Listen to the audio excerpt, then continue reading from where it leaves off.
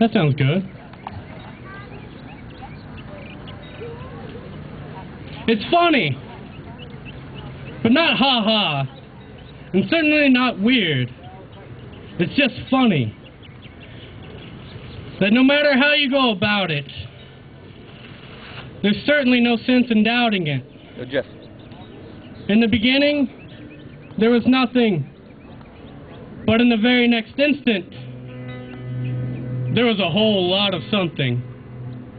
A tiny moment of reality, where everything that ever was, and everything that ever will be, was held tightly within a self-contained seed.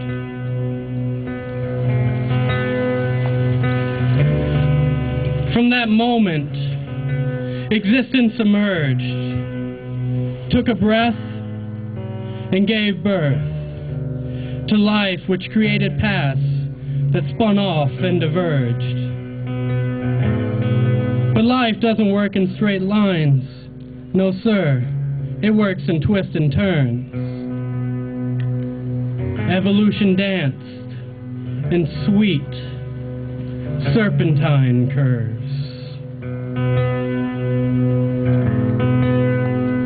So when looking back, it becomes easy to lose track of the fact that since the moment of creation, even the grass we tread upon is our own distant relation.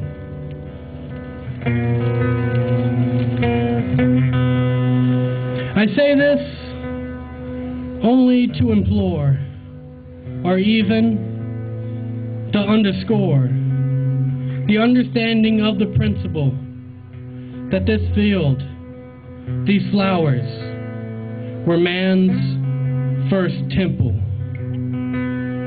and not for the worship of a God that only lives in churches, but for the living God that every breathing, dreaming, giving, and receiving being is a part of, and to tread across them lightly, and to tread without love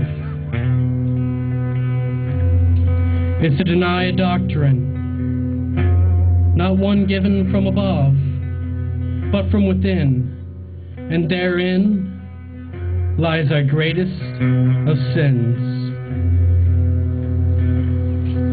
When we pave a new road, we lay concrete across God's chest, and slowly we're going deaf to the heartbeat of our own souls. And for this, what do we forgo? When we step out at night, where is the starlight? And during the day, the closest we come to flowers is that fleeting glimpse we get on the side of the highway. We've traded beauty for the security of knowing what comes next. And I'm no philosopher, and I'm certainly no moralist, but I'm not entirely sure this trade was for the best. We've become animals caged, deranged, and living out of our natural context, just living out their lives, and slowly just accumulating and waiting to die.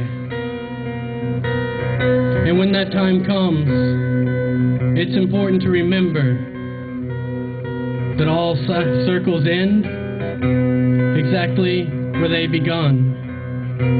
So we, of course, must return to the origin, the source.